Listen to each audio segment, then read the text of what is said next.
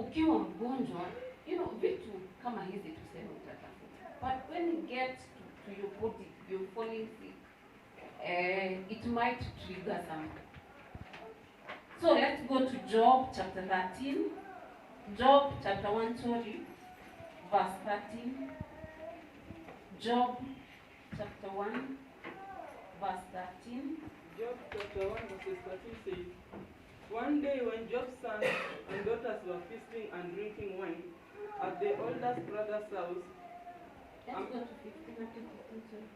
a messenger came to Job and said, the oxen were plowing and the donkeys were grazing nearby, and the Sabians attacked and carried them off. They put the servants to the sword, and I am the only one who has escaped to tell you. Yes. The first was the oxen, the donkeys, and the servants that were guarding them.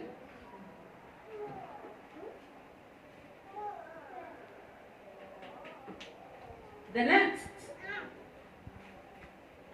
were the camels and the servants who were guarding. Now, the core of this ilifika mahali ilifikia watoto wake. Unaona hao watoto tunapenda sana. Job alifika mahali. The third one, I think it was the final day. The storm came.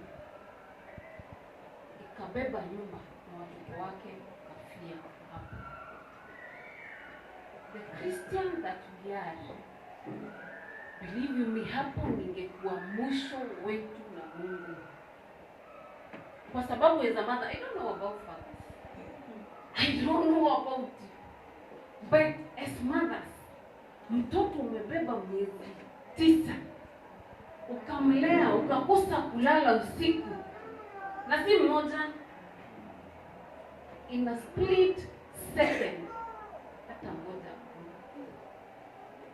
I want you to imagine the pain Job was going through. I want you to feel it. That umepoteza mali, umepoteza all the oxen, the camel, everything. Naishia hapo. Watoto wangu wamekufanyia ni watoto.